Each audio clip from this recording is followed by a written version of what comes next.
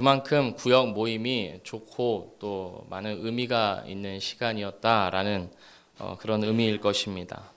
그래서 어떤 분들은 이제 좀 서로 관계가 쌓이는 것 같은데 벌써 모임이 끝난다고 아쉬워하시기도 하고, 또 어떤 분들은 아싸를 부르시기도 합니다.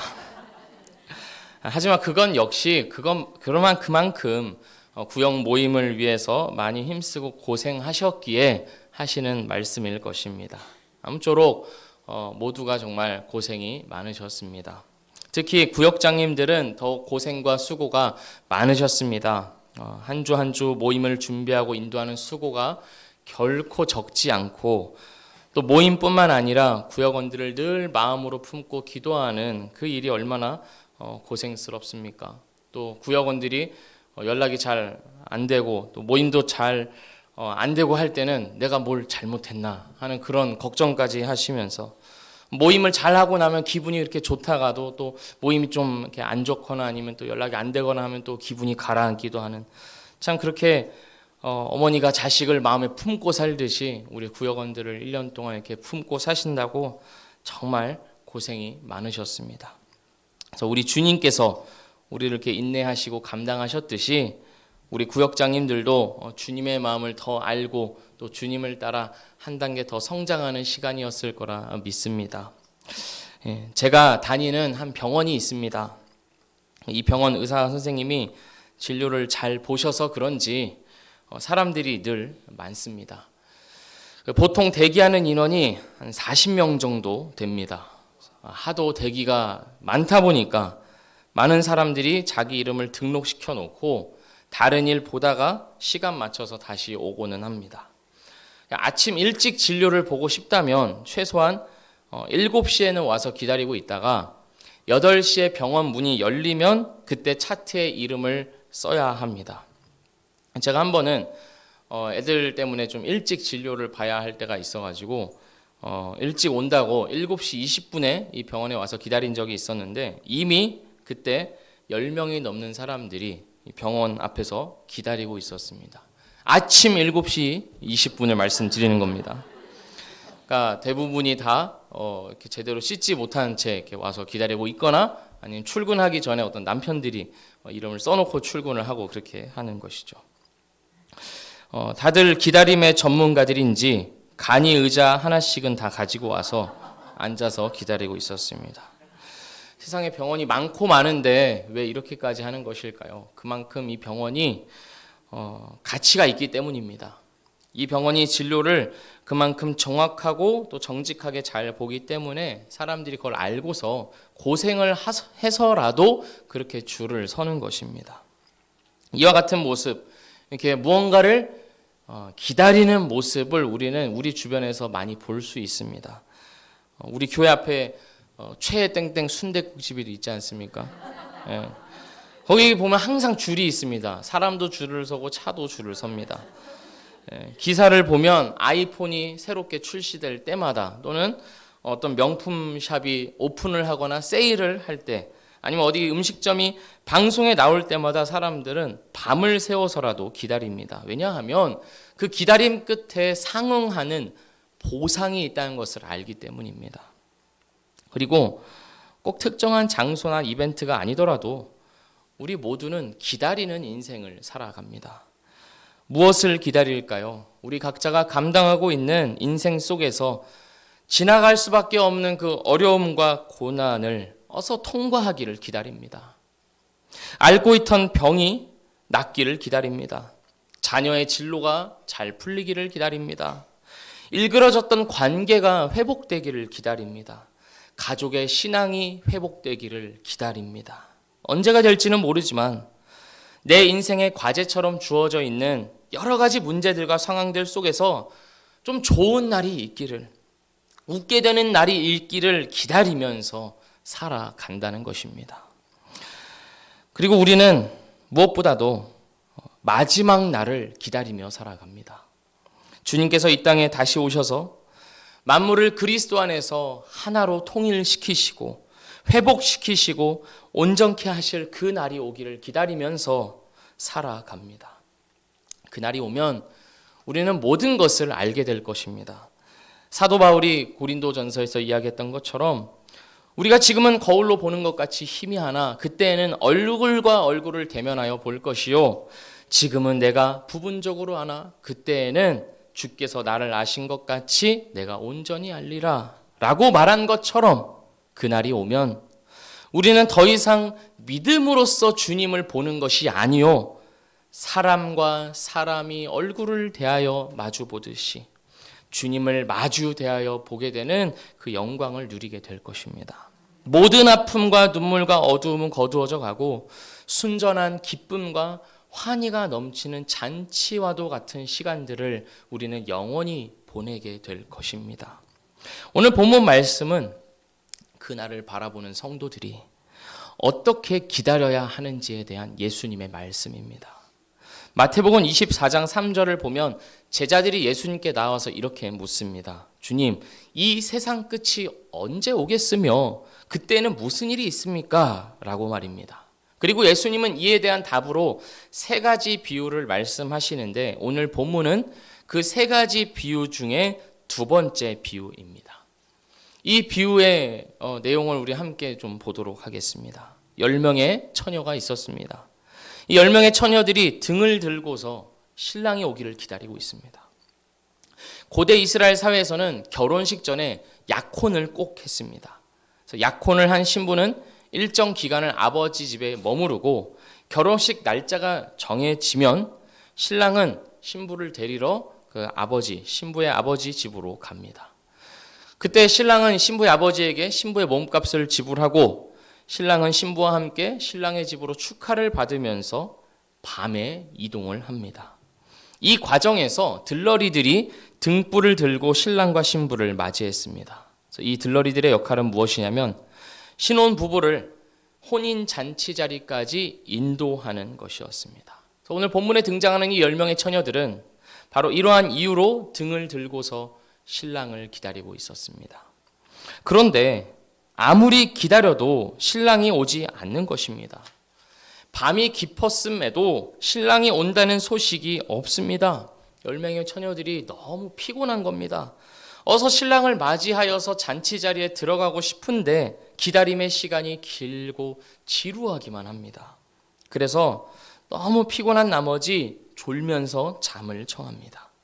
10명의 처녀들 모두가 졸면서 잠을 자고 있는 중 저 멀리서 사람들이 왁자지껄하면서 몰려오는 소리가 들리는 것입니다. 그 소리가 점점 가까워지더니 선명하게 들립니다. 6절 말씀입니다. 밤중에 소리가 나되 보라 신랑이로다 맞으러 나오라. 처녀들은 화들짝 놀라서 모두 잠에서 깨어 신랑을 맞이할 준비를 합니다. 잠을 청한다고 흐트러졌던 옷 매무새를 다시 다듬고 또 자기가 가지고 있던 등불을 켜서 신랑을 맞이할 준비를 합니다. 길을 밝게 비추기 시작하는 것이죠. 그런데 문제가 생깁니다. 5명의 처녀들은 더 이상 등불이 켜지지가 않는 것입니다. 이유가 무엇이었을까요? 이 등불은 그 학자들의 이 의견에 따르면 횃불이라고 합니다. 근데 이 횃불은 15분 한 번 기름에 담근 이후에는 15분 정도밖에 타지 못한다고 합니다. 그러니까 잠을 자는 사이에 이 등불이 꺼졌고 기름도 다 타버린 것입니다.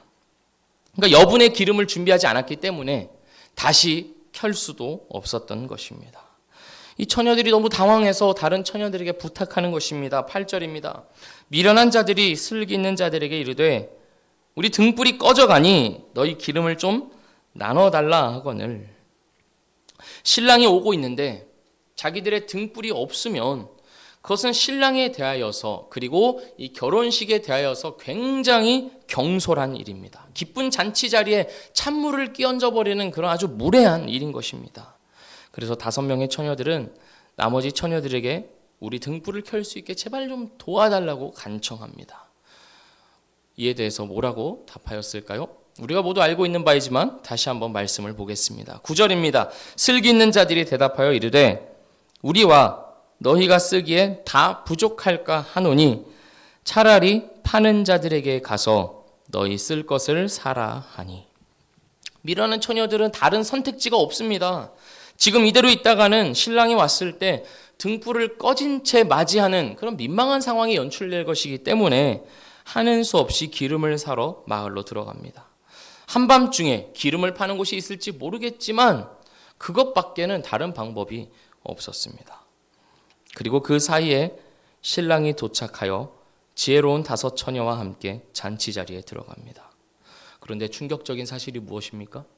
신랑과 함께 5 처녀가 잔치 자리에 들어가고 나자 잔치 자리의 문이 완전히 닫혔다는 것입니다. 다시 열리지 않도록 굳게 닫혀 잠겼습니다. 모두가 들어가는 잔치 자리가 아니라는 것입니다. 한번 문이 닫히면 들어오지 못한 사람은 더 이상 들어올 수가 없습니다. 아무 때나 들어와서 축하합니다 하면서 결혼식을 즐길 수 있는 게 아니란 말입니다. 미련한 처녀들은 뒤늦게 돌아와 혼인 잔치에 들어가고자 하지만 이미 문이 닫힌 뒤였습니다. 미련한 처녀들은 주여 주여 부르면서 문을 열어달라고 간청하지만 신랑은 이들에게 말합니다. 내가 너희를 알지 못한다. 예수님의 이 비유는 제자들의 질문에 대한 답이었습니다. 제자들의 질문이 무엇이었습니까? 이 세상 끝이 언제 오겠으며 그때에는 무슨 일이 있습니까? 라는 것입니다. 이에 대해서 예수님은 뭐라고 말씀하십니까? 이 비유로서 말씀하시는데 그 때와 시기는 알 수 없다라고 말씀하십니다. 오늘 이 비유 앞에는 다른 하나의 비유가 있습니다. 착한 종과 악한 종의 비유가 나오는데 이 착한 종과 악한 종 비유에서 주인은 종들이 생각했던 것보다 더 빨리 왔습니다. 그런데 오늘 본문에서는 어떻습니까? 이들이 생각했던 것보다 처녀들이 기다리고 있었던 그 시간보다 훨씬 더 늦게 왔습니다. 이것이 말해주고 있는 바가 무엇이냐면 주님이 오시는 일에 있어서는 빨리 올 수도 있고 늦게 올 수도 있다는 것입니다. 모른다라는 것이죠. 아무도 알 수 없고 하나님 아버지만 아신다는 것입니다. 그러나 확실한 사실은 빨리 오든지 늦게 오든지 간에 우리가 예상하지 못했던 때에 주님이 오신다는 것입니다. 그 시간은 10년 뒤일 수도 있고 100년 뒤일 수도 있지만 당장 내일일 수도 있고 어쩌면 1시간 뒤일 수도 있는 것입니다. 그래도 이런 생각이 들죠. 1시간 후는 아니겠지. 그러나 우리에게 확실히 말해주는 바는 무엇이냐면 언제라도 가능하다는 것입니다. 주님은 제자들에게 이 세상 끝은 언제라도 올 수 있으니 늘 깨어 있으라고 말씀하십니다. 제자들은 또 물었습니다. 그때는 무슨 일이 있습니까? 에 대해서 주님은 잔치 자리에 들어가는 자들이 있고 그렇지 않은 자들이 있음을 말씀하십니다. 문이 닫히고 나면 그 문은 열리지 않는다는 것입니다. 신랑과 함께 잔치 자리에 들어간 자들은 영원한 기쁨을 누리면서 그 잔치를 누릴 테지만 그렇지 않은 자들은 바깥에 던져져서 슬피 울며 이를 갈게 될 것이라는 말씀을 하십니다. 그때에는 아무리 주님을 찾아도 소용이 없다 말씀하십니다. 그 차이는 무엇이었을까요? 잔치 자리에 들어간 처녀들과 그렇지 못한 처녀들의 차이는 무엇이었을까요? 기름을 준비했느냐, 준비하지 못했느냐의 차이라고 우리는 알고 있지만 그리고 일면 그 말이 맞을 수도 있지만 더 정확히 이야기하자면 사실 모두가 기름을 준비하였습니다. 오늘 비유를 잘 보시면 미련한 처녀들 역시 기름을 사러 떠났다가 다시 돌아왔습니다. 명확하게 성경이 그 부분을 기록하고 있지는 않지만 우리는 유추해 볼 수 있는 것이 이들이 기름을 사러 갔다가 그 기름을 구했기에 이 잔치 자리에 다시 돌아왔다고 유추해 볼 수 있다는 것입니다.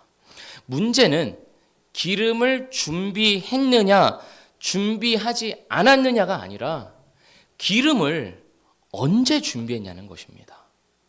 지혜로운 5 처녀는 신랑이 오기 전에 기름을 준비했습니다. 반면에 미련한 5 처녀는 주님이 오신다는 소식을 듣자 허둥지둥 기름을 찾다가 결국 주님, 곧 신랑이 오고 나서야 기름을 준비했다는 것입니다. 다시 말해서 기름을 준비하는 일은 신랑을 맞이하는 일은, 주님 오심을 기다리는 일은 아무 때나 할 수 있는 일이 아니라는 것입니다. 할 수 있을 때 해야 한다는 것이죠. 기회가 주어져 있을 때 해야 하는 일입니다. 그렇다면 기름을 준비한다는 것은 무엇일까요? 등불을 켜놓는다는 것은 무슨 의미이겠습니까? 이에 대해서 미련한 처녀들에 대한 신랑의 답변이 한 가지 힌트를 남겨줍니다. 12절 말씀을 제가 읽겠습니다. 대답하여 이르되 진실로 너희에게 이르노니 내가 너희를 알지 못하노라 하였느니라. 미련한 처녀들은 신랑을 어떻게 부르고 있습니까? 11절을 보면 주여 주여라고 부르고 있습니다. 굉장히 친숙하게 신랑을 부르고 있습니다. 그런데 신랑은 이들에 대해서 단호하게 이야기합니다. 내가 너희를 알지 못한다. 기름을 준비한다는 것은 무엇이냐면 주님을 아는 것입니다. 하나님이 어떤 분이신지를 아는 것입니다. 우리의 머리로서 지식으로서 아는 것에 그치지 않고 주님이 나를 구원하시고 사랑하신다는 사실을 인정하는 것에 그치지 않고 주님의 말씀에 귀를 기울이고 주님의 말씀에 순종하는 삶을 살아감으로써 주님과의 관계가 깊어져가는 삶이 바로 기름을 준비하는 말의 의미입니다. 그렇게 주님과의 관계가 쌓여져 가는 것이고 하나님과의 관계가 깊어져 가는 삶을 의미합니다. 단순히 하나님을 내 마음의 위안으로 삼는다 또는 하나님을 나의 도움으로 삼는다 정도에 그치는 것이 아니라 하나님과의 관계를 맺는 일을 이야기하고 있는 것입니다. 미련한 다섯 처녀들은 이러한 주님을 몰랐습니다. 한때는 주님을 사랑했는지도 몰라도 지금 그들의 등불은 주님을 향해서 타오르고 있지 않았습니다. 주님을 들러리로 삼아서 내 삶을 밝히고 싶어 하는 것이지 나의 삶을 태워서 주님의 영광을 비추는 삶이 아니라는 것입니다. 나의 마음이 주님께 있지 않는 것을 말하고 있는 것입니다. 이렇게 볼 수 있는 것이죠. 내가 이걸 마치고 나면, 이 시험에 합격하고 나면, 큰 일들만 좀 해결하고 나면, 그러면 내가 주님을 더 사랑하고 열심히 섬기겠다. 이러한 태도들이 이 미련한 처녀들의 모습과도 같다고 이야기할 수 있겠습니다. 하지만 문이 닫히고 나면, 기회가 박탈당하고 나면 그때는 아무리 기름을 준비해도 소용이 없는 것입니다. 횃불을 활활 태워 보아도 닫힌 문 앞에서는 아무 의미가 없는 것입니다. 오늘 이 비유가 우리에게 말하고 있는 바가 무엇이겠습니까? 우리는 할 수 있을 때 해야 한다는 것입니다. 할 수 있을 때 주님을 사랑해야 하고 할 수 있을 때 주님을 잘 섬겨야 합니다. 주님께서 날마다 우리에게 기회를 주시고 우리에 대하여서 인내하실 때, 우리에 대하여서 오래 참으시고 우리가 돌아오기를 기다리고 계실 때 우리는 이 기회를 잡아야 한다는 것입니다. 오늘보다 내일이, 내일보다는 모레가 더 주님을 붙잡는 우리의 삶이, 주님을 더 아는 삶이 되어야 한다는 것이죠. 그것이야말로 주님의 오심을 기다리는 성도의 합당한 자세라고 오늘 이 비유가 이야기하고 있습니다. 제가 학교를 다닐 때 교수님 한 분이 계셨습니다.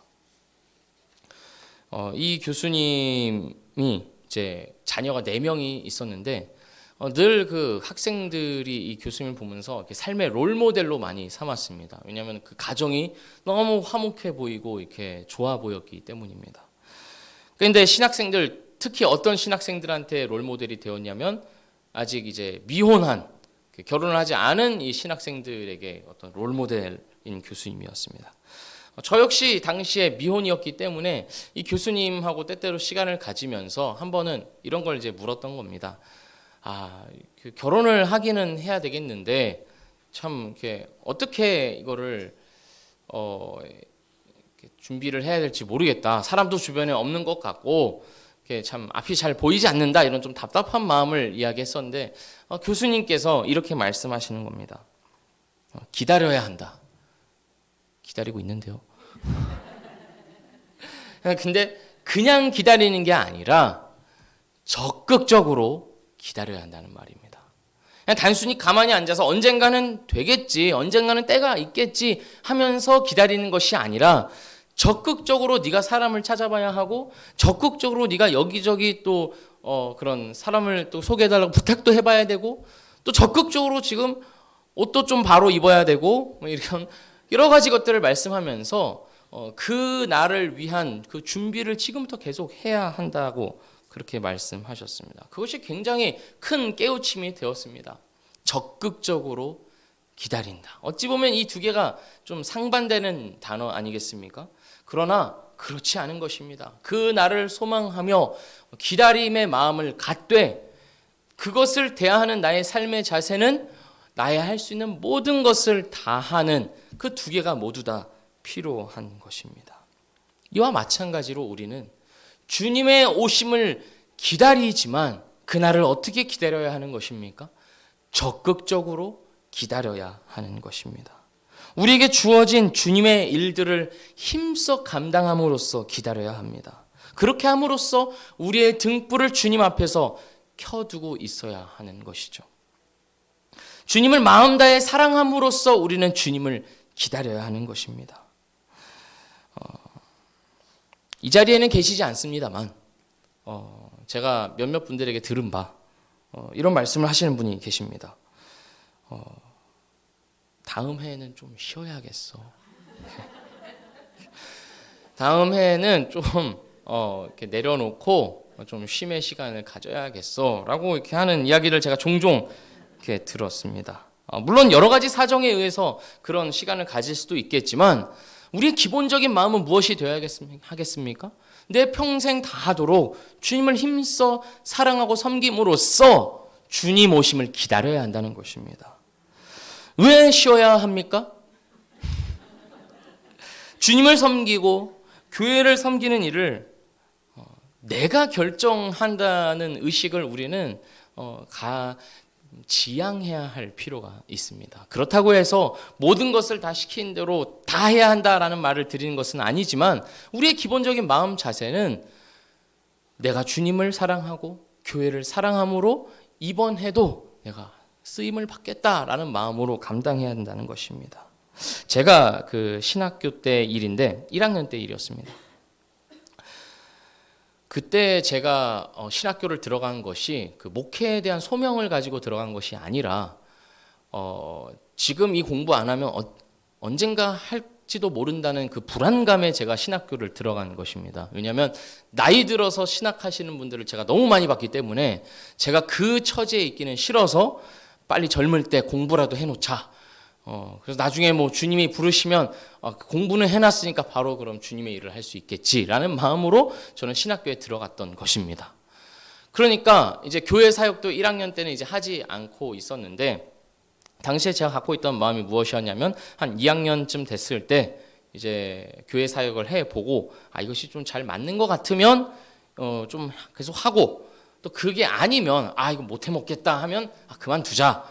왜냐하면 저는 그 목회에 대한 소명이 당시에 없었으니까 내가 선택할 수 있지라는 마음으로 계속 학교도 다니고 또 교회 사역도 이제 2학년 돼서 시작을 했습니다. 그런데 제가 한번 이렇게 기도를 하다가 어떤 이렇게 마음을 하나님께서 주셨냐면 굉장히 제가 교만하다는 생각을 하나님께서 주신 겁니다. 뭐냐면 왜 그걸 네가 결정하냐는 겁니다. 교회를 위하여서 섬기고 그리고 주님의 일들, 그 사역을 감당하는 그 목사의 일이 직무가 네가 좋으면 하고 네가 싫으면 안 하는 거냐? 라는 어떤 마음을 저에게 하나님께서 주시는 것입니다. 그래서 그때 굉장히 제가 많이 회개하면서 나오는 기도가 무엇이었냐면 주님께서 저를 사용해 주신다면 제가 하겠습니다.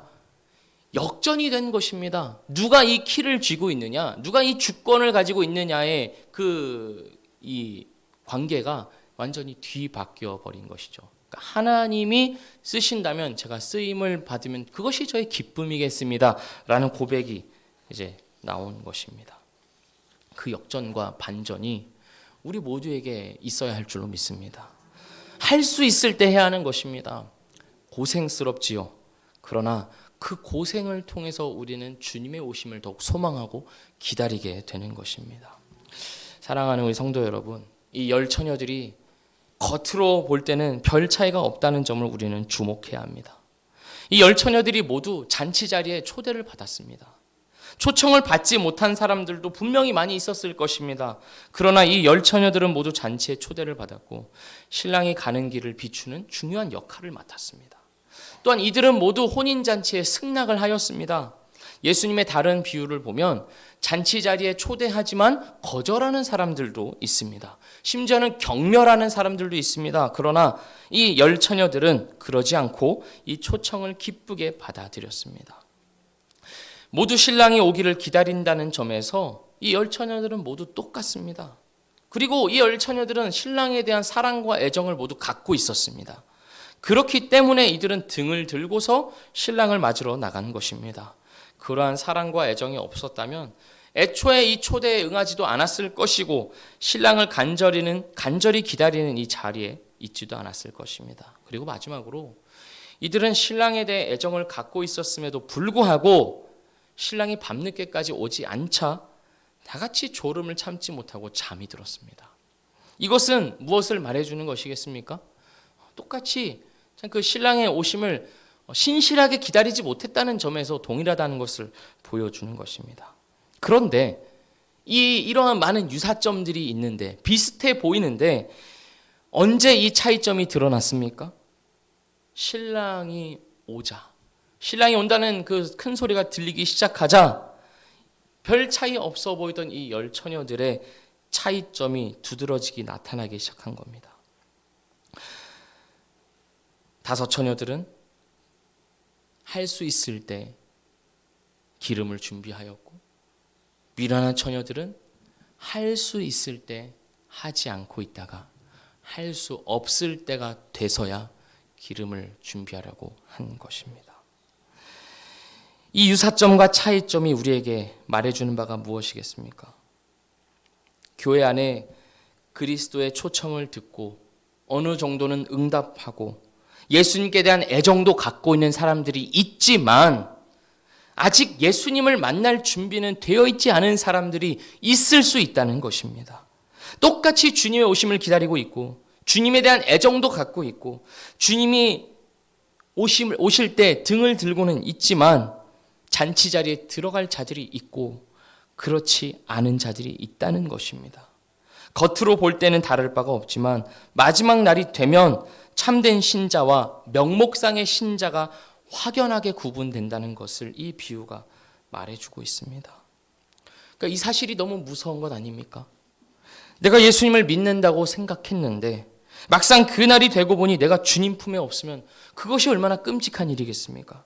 내가 평생 예배를 드리고 신앙생활을 해왔는데 정작 그 사람이 인격적으로 주님을 만난 일이 없다면 주님을 말씀을 듣고 순종함으로써 주님과의 관계를 쌓아가는 일이 이 세상을 살아가는 날 중에 없었다면 주님께서 정작 이 땅에 오셨을 때 나는 너를 모른다 하신다면 그만큼 끔찍한 일이 어디 있겠느냐는 말입니다.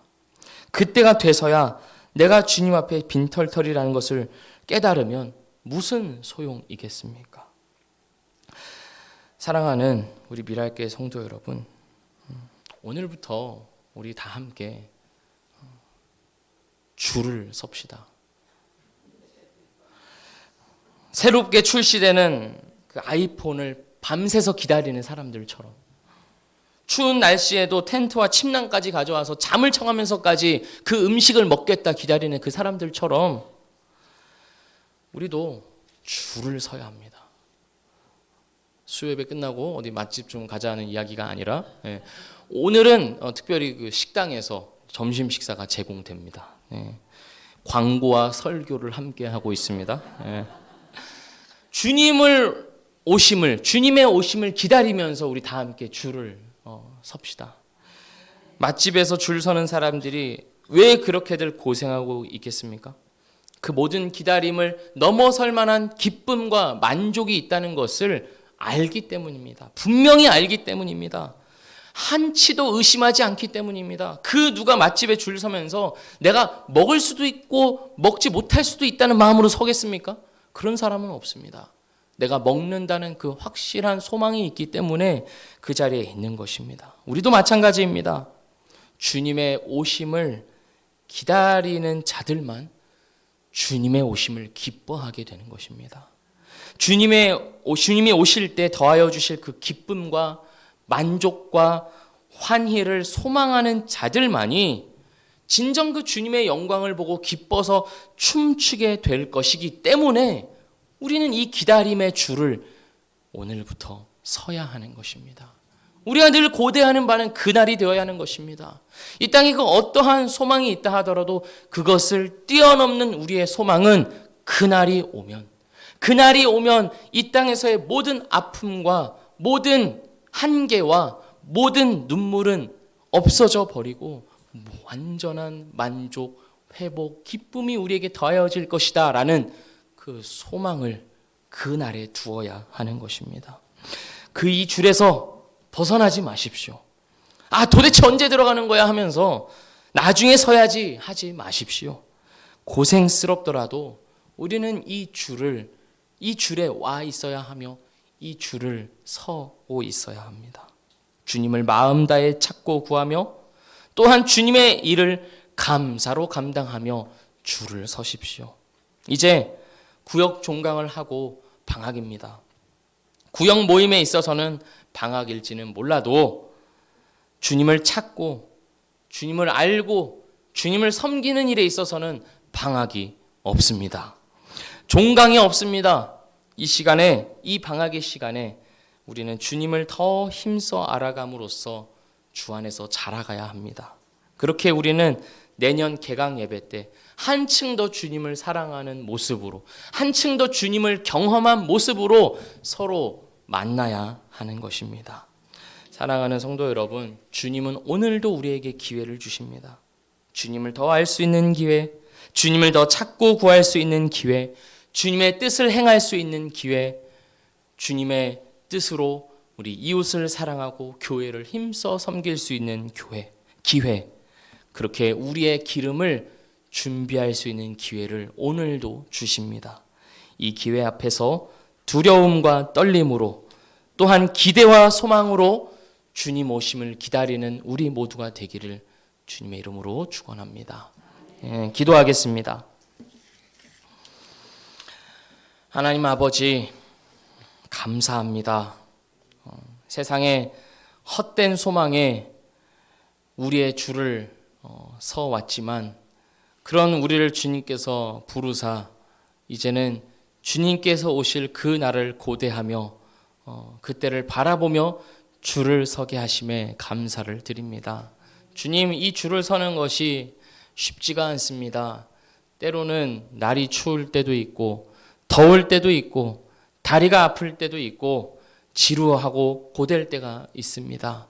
그러나 주님, 이 줄 끝에, 이 기다림의 끝에 주님께서 더하여 주실 완전한 만족과 기쁨과 환희와 그리고 온갖 즐거움과 행복이 넘치는 잔치 자리가 예비되어 있음을 바라보며 확신하며 이 주를 인내로 감당하는 우리 모두가 되도록 인도하여 주시옵소서. 그리하여서 주님이 오실 때 비로소 이 기다림으로써 주님을 더욱 기뻐하게 되는 우리 모두가 되도록 복 주시고 인도하여 주시옵소서.